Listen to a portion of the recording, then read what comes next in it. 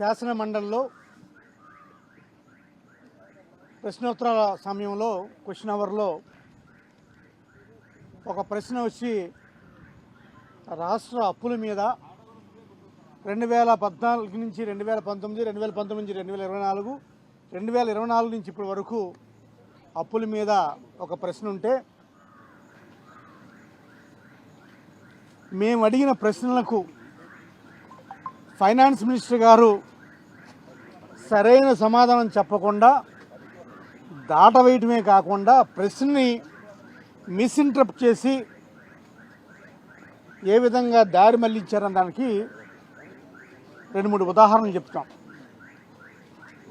2019 నుంచి 14 వరకు గత వైఎస్ఆర్ కాంగ్రెస్ పార్టీ ప్రభుత్వం చేసిన అప్పులు ఎంత అని క్వశ్చన్ అవర్లో క్వశ్చన్ అడిగినప్పుడు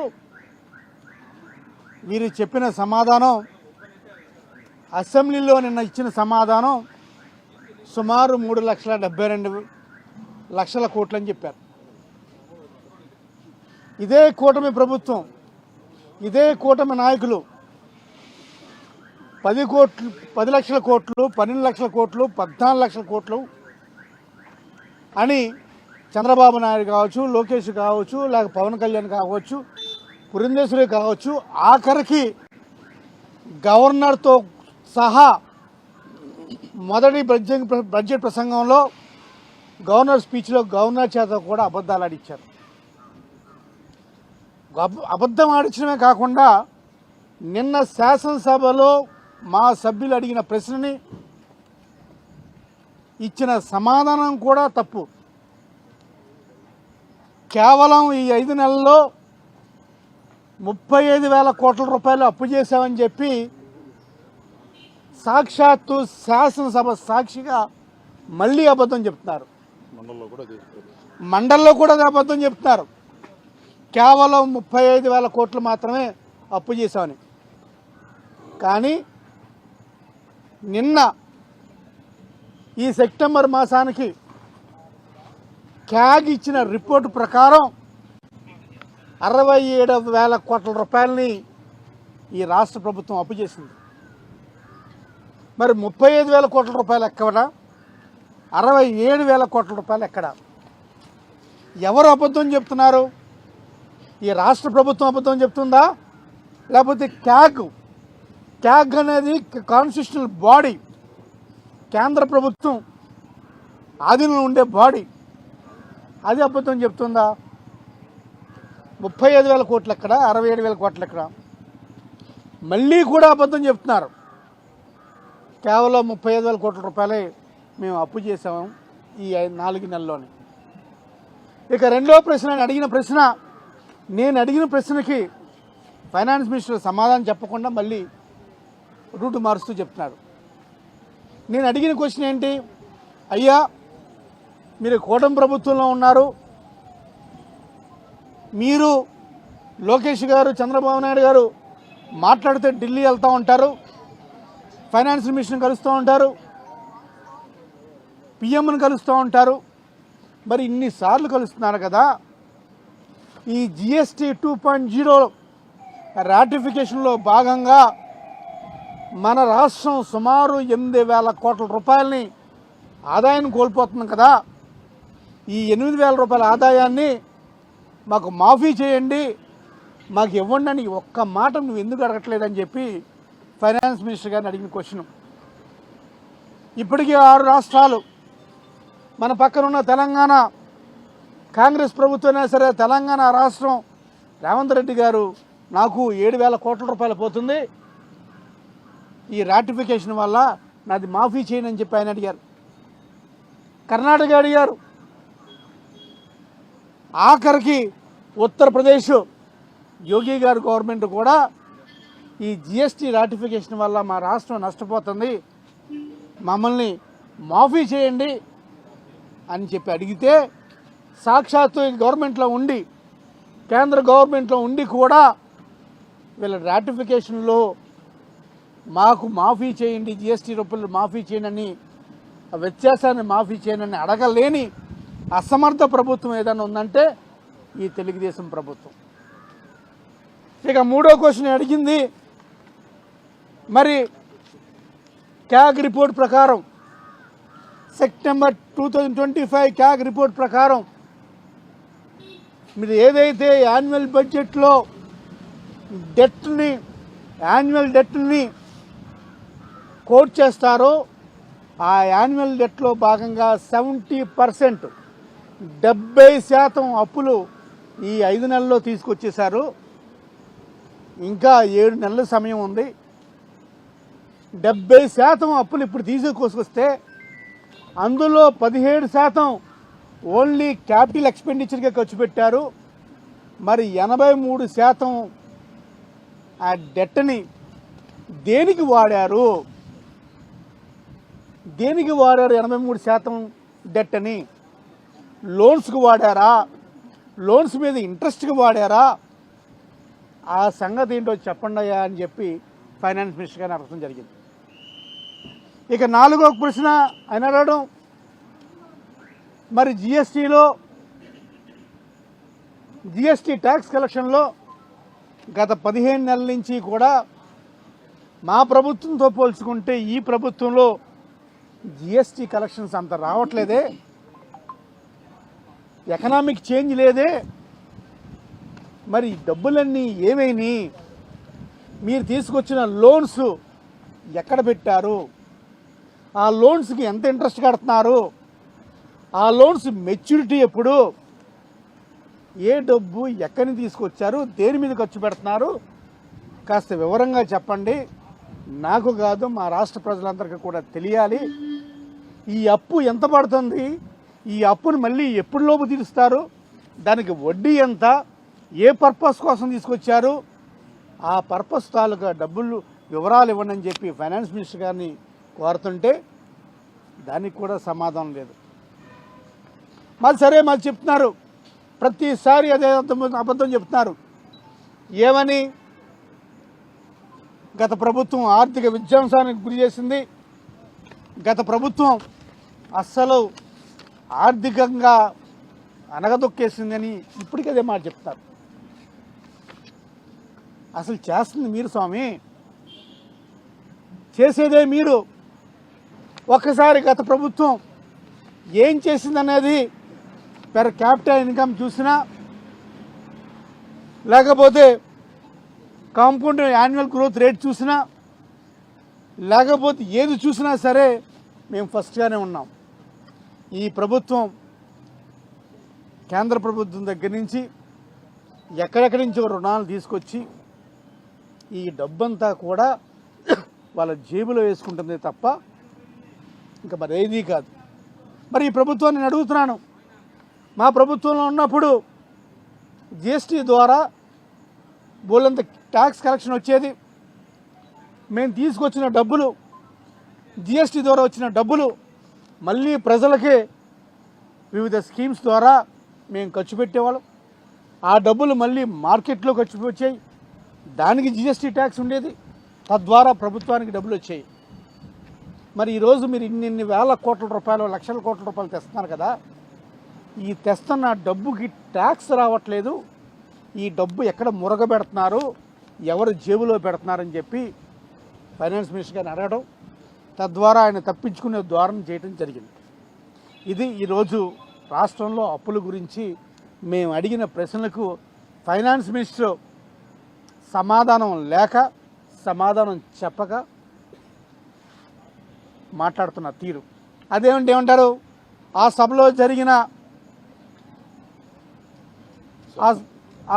జరిగిన దానికి ఈ మండలిలో ప్రశ్నించకూడదు అంటారు. ఆ సభలో ఇచ్చింది నువ్వు అధికారంగా ఇచ్చిన లిస్టే కదా, అధికారంగా నువ్వు ఇచ్చిన అప్పు వివరాలే కదా, మరి ఈ సభలో ఎందుకు ప్రస్తావించకూడదు? అక్కడ తప్పు చేసావు, ఇక్కడ కూడా అదే తప్పు చేస్తామని చెప్పి అడిగితే దానికి సమాధానం కూడా లేదు. ఇది ఈ రాష్ట్రంలో తెలుగుదేశం పార్టీ అప్పుల గురించి చేస్తున్న అబద్ధాల పుట్ట. వాస్తవ వివరాలు మీ అందరికీ కూడా తెలియజేయడం జరిగింది. Thank you. మీడియా మిత్రులారా, ఇవాళ శాసన మండలిలో ఫైనాన్స్ మినిస్టర్ గారు శాసన మండలి ద్వారా రాష్ట్ర ప్రజానీకాన్ని తప్పుదోవ పట్టించే విధంగా సమాధానాలు చెప్పడం జరిగింది. మేము అడిగినటువంటి ప్రశ్నలకి సూటిగా సమాధానం చెప్పలేక దాటవేసే ధోరణిని ఫైనాన్స్ మినిస్టర్ గారు అవలంబించడం చాలా చాలా దురదృష్టకరమైనటువంటి అంశం. కూటమి సర్కార్ ఎన్నికల్లో చాలా స్పష్టంగా సంపద సృష్టించి జగన్మోహన్ రెడ్డి గారు ఇస్తున్నటువంటి సంక్షేమ పథకాలకి మిన్నగా సంక్షేమ పథకాలు ఇస్తాం, అభివృద్ధి కార్యక్రమాలు చేస్తామని రాష్ట్రంలో మారుమూల ప్రాంతాలు కూడా తిరిగి రాష్ట్ర ప్రజానీకానికి సాధ్యం కాని అమలు కాని హామీలు ఇచ్చి ప్రభుత్వం అధికారంలోకి వచ్చింది. కానీ ఎక్కడ ఈ ప్రభుత్వం సంపద సృష్టించింది?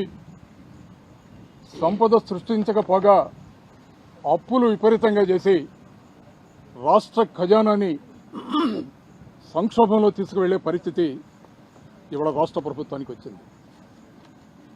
ఈ 15 నెలల్లో భారతదేశంలో ఏ రాష్ట్రంలో కూడా చేయని విధంగా, బహుశా స్వతంత్రం ఇచ్చిన తర్వాత ఇంత పెద్ద స్థాయిలో ఏ రాష్ట్ర ప్రభుత్వం 15 నెలల కాలంలో 2,09,085 కోట్ల రూపాయలు అప్పు చేయడం అనేది సిగ్గుచేటని కూడా ఈ సందర్భంగా మీకు మనవి చేస్తున్నా. ఇంత పెద్ద స్థాయిలో ఏ రాష్ట్ర ప్రభుత్వం కూడా అప్పులు చేయలే. దీన్ని బట్టి చూస్తే సగటున నెలకి 13,399 కోట్లు 9 కోట్లు నెలకి అప్పు చేస్తుంది. రోజుకి 449 కోట్ల అప్పు. అలాగే గంటకు 18,73,00,000 రూపాయలు అప్పు చేస్తుంది. ఇక్కడ రాష్ట్ర ప్రజానీకానికి స్పష్టంగా ఒక విషయం తెలియజేయాలనుకుంటున్నాం. శాసన మండలిలో కూడా ఇది ప్రస్తావిస్తే సమాధానాన్ని చెప్పకుండా ఫైనాన్స్ మినిస్టర్ గారు దాటవేసే ధోరణి అవలంబించారు. 2014లో రాష్ట్రం కొత్తగా ఏర్పడినప్పుడు మన రాష్ట్రానికి వచ్చినటువంటి అప్పు 1,32,000 కోట్లు. ఆనాడు 2014 నుంచి 2019 దాకా తెలుగుదేశం పార్టీ అధికారంలో చంద్రబాబు నాయుడు గారు ముఖ్యమంత్రిగా ఉన్నప్పుడు 3,32,000 కోట్లు అప్పు చేశారు. అలాగే 2019 నుంచి 24 దాకా జగన్మోహన్ రెడ్డి గారు ముఖ్యమంత్రిగా ఉండగా 3,13,000 కోట్లు మాత్రమే అప్పు చేయడం జరిగింది. ఇవి రాష్ట్ర ప్రభుత్వం ఇచ్చినటువంటి పూర్తి గణాంక వివరాలు. ఇవన్నీ మర్చిపోయి ఇవాళ రాష్ట్ర ప్రభుత్వం ఫైనాన్స్ మినిస్టర్ గారు వాస్తవమైనటువంటి విషయాలు రాష్ట్ర ప్రజానీకానికి చెప్పకుండా దాటవేసే ధోరణిని అవలంబించడం అనేది చాలా చాలా దురదృష్టమైనటువంటి విషయం. లెక్కలతో కూడా కాగిచ్చినటువంటి లెక్కలు, రాష్ట్ర గణాంక వివరాలను కూడా సంపూర్ణంగా శాసన మండలి ద్వారా రాష్ట్ర ప్రజానీకానికి తెలియజేశాం. ఈ ఏడాది మార్చి వరకు రాష్ట్ర ప్రభుత్వం ఏర్పడినటువంటి 15 నెలల్లో కాగిచ్చినటువంటి గణాంకాల మేరకు అప్పు 81,597 కోట్లు. ఏప్రిల్ మే మాసాలలో 22,505 కోట్లు. జూన్లో 14,000 కోట్లు. జూలై 1వ తేదీకి 2,000 కోట్లు. జూలై 15వ తేదీకి 3,600 కోట్లు. ఆగస్టు 5వ నాటికి 5,000 కోట్లు. సెప్టెంబర్ 2వ తేదీకి 5,000 కోట్లు. మొత్తం కలిపి 1,33,720 కోట్లు బడ్జెట్ అప్పులు స్పష్టంగా చేసినట్టు గణాంకాలు వివరిస్తున్నాయి. అలాగే బడ్జెట్ ఇతర అప్పులు పౌర సరఫరాల సంస్థ ద్వారా 2,000 కోట్లు అప్పు చేశారు. మార్కెట్ ద్వారా 7,700 కోట్లు అప్పు చేయడం జరిగింది. ఏపీ ఐఐసి ద్వారా 1,000 కోట్లు అప్పు చేశారు. ఏపీ ఎండిసి ద్వారా సంబంధం లేకపోయినా కూడా ఏపీఎండిసి ఆస్తులను తాకట్టు పెట్టి ప్రైవేటు వ్యక్తులకి దాదాపు 9,000 కోట్ల రూపాయలు అప్పు చేయడం జరిగింది. అలాగే పవర్ ఫైనాన్స్ కార్పొరేషన్ ఏపీ ద్వారా 710 కోట్లు. ఏపీ విమానాశ్రయాల అభివృద్ధి కార్పొరేషన్ ద్వారా 1,000 కోట్లు. ఏపీ జలజీవన్ మిషన్ కార్పొరేషన్ ద్వారా 10,000 కోట్లు. ఏపీ ఐఎస్సి ద్వారా 7,500 కోట్లు. ఏపీసీ డిపిఎల్ ద్వారా 5,473 కోట్లు. మొత్తం కలిపి బడ్జెటేతర అప్పులు అన్నీ కలిపి 44,383 కోట్లు. ఇవి కాకుండా రాజధాని నిర్మాణానికి పెద్ద స్థాయిలో అప్పులు చేయడం జరిగింది. ప్రపంచ బ్యాంకు ద్వారా 15,000 కోట్లు, హడ్కో ద్వారా 11,000 కోట్లు, జర్మనీ సంస్థ ద్వారా 5,000 కోట్లు, మొత్తం కలిపి 31,000 కోట్లు పూర్తిగా అప్పు చేయడం జరిగింది. ఇది మొత్తం కలిపి దాదాపు 2,09,085 కోట్ల రూపాయల అప్పు ఈ రోజుకి రాష్ట్ర ప్రభుత్వం చేసింది. కానీ ఫైనాన్స్ మినిస్టర్ గారు శాసనమండలి ద్వారా రాష్ట్ర ప్రజానీకానికి వారు చెప్పినటువంటి మాట, ఇప్పటిదాకా ఈ 15 నెలల కాలంలో ప్రతిపాదించినటువంటి అప్పులు మొత్తం కూడా 80,000 కోట్లు మాత్రమే అని చెప్పడం అనేది ఎంత అబద్ధాలు, సత్యదూరమైనటువంటి విషయాలు ఫైనాన్స్ మినిస్టర్ గారు చేస్తున్నారో అందరూ అర్థం చేసుకోవాల్సినని మీడియా ద్వారా మనవి చేస్తున్నాం. వారు అది కాకుండా ఇంకో మాట కూడా మాట్లాడారు. రాష్ట్ర ప్రభుత్వం 15 నెలల్లో కేవలం 30,305 కోట్లు మాత్రమే అప్పు చేసిందని వారు మాట్లాడటం అనేది ఎంత దురదృష్టమైనటువంటి సంఘటన చూడవలసిందిగా మనవి చేస్తున్నాను. అలాగే రాజధాని నిర్మాణంలో 31,000 కోట్లు మాత్రమే అప్పు చేశామా అని మాట్లాడుతూ, రెండో వైపు ముఖ్యమంత్రి చంద్రబాబు నాయుడు గారు మాట్లాడుతూ విచిత్రమైనటువంటి మాటలు మాట్లాడుతున్నారు. మీరు చేస్తుంది రాజధాని నిర్మాణమా లేకపోతే అమరావతి నగర నిర్మాణమా? రాష్ట్ర ప్రజానీకానికి స్పష్టంగా తెలియజేయవలసినటువంటి బాధ్యత ఉంది. రాజధాని నిర్మాణం కోసం 5 సంవత్సరాలలో కనీసం 1,00,000 కోట్ల రూపాయలు అప్పు చేయడానికి ప్రభుత్వం సిద్ధంగా ఉంది. ఈ అప్పుని రాష్ట్ర ప్రజానీకం ఎన్ని నెలల కాలంలో, ఎంత సంవత్సర కాలంలో ఈ అప్పు తీర్చాలో కూడా రాష్ట్ర ప్రజానీకానికి స్పష్టం చేయవలసినటువంటి బాధ్యత కూడా ప్రభుత్వం మీద ఆధారపడి ఉందని కూడా మనం చేస్తున్నాను. ఈ 15 నెలల కాలంలో 2,09,085 కోట్ల అప్పు చేసినటువంటి ఈ ప్రభుత్వం ఈ విధంగా అప్పులు కొనసాగితే రాబోయే 4 సంవత్సరాల కాలంలో దాదాపు 20 లక్షల కోట్ల రూపాయలు రాష్ట్ర ప్రజానీకాన్ని అప్పుల ఊబిలో కూర్చే ప్రమాదం ఉందని కూడా మనవి చేస్తున్నా. రాష్ట్ర ప్రజానీకం ఆలోచించవలసిందిగా మనవి చేస్తున్నాను. ఇంకా ఇవాళ ఫైనాన్స్ మినిస్టర్ గారు మాట్లాడుతున్నారు. రాష్ట్రాన్ని జగన్మోహన్ రెడ్డి గారు ఆర్థిక విధ్వంసం చేశారని మాట్లాడుతున్నారు. ఎవరు విధ్వంసం చేసింది? భారతదేశ చరిత్రలో 15 నెలల కాలంలో 2,10,000 కోట్ల రూపాయలు అప్పు చేసింది ఎవరు? జగన్మోహన్ రెడ్డి గారి ప్రభుత్వమా లేదా ఇవాళ కూటమి ప్రభుత్వంలో అధికారంలో ఉన్నటువంటి చంద్రబాబు నాయుడు గారి ప్రభుత్వమా? ఇవాళ మాట్లాడుతున్నాం. అప్పుల వార్షిక వృద్ధి రేటు 22.63% నమోదైంది ఇవాళ. కానీ జగన్మోహన్ రెడ్డి గారి హయాంలో ఆ అప్పులు 3.90 లక్షల కోట్ల నుంచి 7.2 లక్షల కోట్లకు చేరాయి. అంటే అప్పుల వార్షిక వృద్ధి రేటు 13.57% మాత్రమే. ఈ లెక్కలు కనుక చూస్తే ఎవరు ఆర్థిక